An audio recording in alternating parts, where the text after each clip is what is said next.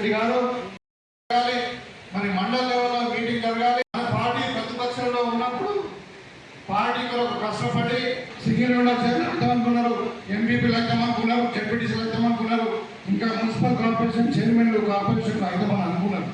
కానీ కొద్దిగా ఆలస్యమైంది. వాళ్ళంతా కూడా ఒకటే మాట మీద ఉంటారు. మరి వాళ్ళు విడిపోవాలనుకున్నాం.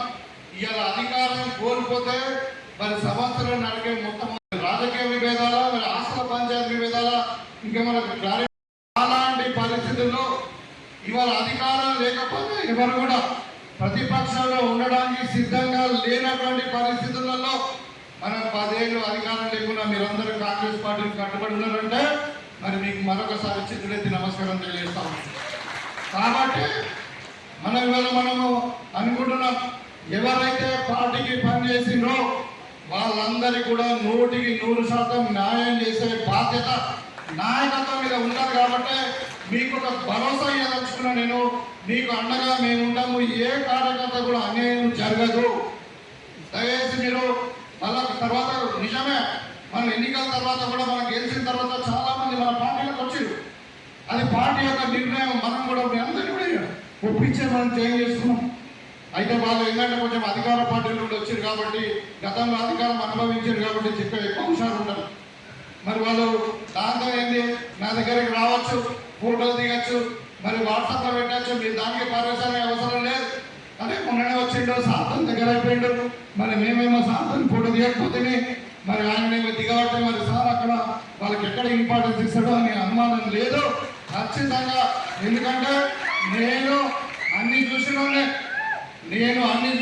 తెలంగాణ ఉద్యమం చేసినాం. ఒక అధికార పార్టీ నుండి నా ఎమ్మెల్సీ పదవిని మొదలుకొని ప్రతిపక్ష పార్టీకి వచ్చి ప్రతిపక్షంలో పోరాటేటువంటి వ్యక్తి. నాకు అన్ని కూడా తెలుసు. నాకు కూడా ఇక్కడ లోపల పేర్లు సురుకులు ఉన్నాయి, పని ఉన్నది కానీ లోపల అన్ని సురుకులు ఉన్నాయి. అంటే అన్ని అనుభవించిన నేను. కాబట్టి నా మీద కూడా మస్తు కేసులు ఉన్నాయి. మొన్ననే మరి హైకోర్టులో ఒక కేసు కొట్టేసి ఇంకా 4 కేసులు నా మీద ఉన్నాయి. కాబట్టి కష్టపడిన కార్యకర్తలను విస్మరించే ప్రసక్తే లేదు. దయచేసి మీరు ఆలోచన ఎలాంటి వాళ్ళు ఉండగానే పాల్గొండి. కాకపోతే వాస్తవమే మన మీద అధికారం వచ్చింది. నేను సంవత్సరం ఈ మీటింగ్ యొక్క ముఖ్య ఉద్దేశం తర్వాత మనం మండల కమిటీలు ఎన్నుకోవడం, మండలంలో ఉన్న అన్ని అనుబంధ సంస్థలను ఎన్నుకోవడంలో మనకు స్థానిక సంస్థలను మనము ఎదుర్కోవడం ఎట్లా అన్న దాని మీద ఈ మీటింగ్. మీకు సంస్థాగత మీరందరూ కూడా కష్టపడితేనే ఇవాళ నేను ఎమ్మెల్యేగా గెలిచిన మన పార్టీ ప్రభుత్వంలోకి వచ్చింది. మీకందరూ కూడా తెలుసు, 10 సంవత్సరాలు మనం ఎన్ని తండాలు పడ్డాము, ఎన్ని కష్టాలు పడ్డామో, ఎన్ని కేసులు అనుభవించినామో, ఎన్ని రోడ్ల మీద ధర్నాలు చేశామో, ఎన్ని దొంగ కేసులు పెట్టిరు, ఏ విధంగా మనం హారాలు చేసినారో మీకు అందరూ కూడా తెలుసు. మీకందరూ కూడా చేతులెత్తి నమస్కారం తెలియజేస్తా ఉన్నా. ఎందుకంటే కష్టకాలంలో కూడా పార్టీని వదలకుండా 10 సంవత్సరాలు ప్రతిపక్షంలో ఉన్నారంటే మీ యొక్క కమిట్మెంట్ కాంగ్రెస్ పార్టీ యొక్క మన ఇంద్రమ్మ ఇళ్ళని ప్రతి గ్రామంలో మీరు 10 అడిగితే 15 ఇచ్చేటట్టు చేసిన మన శాసనసభ్యులు గారు వాళ్ళు కూడా ఇప్పుడు కాంపిటీషన్ తో ముగ్గురు పోసుకుంటా వర్క్ చేస్తున్నారు.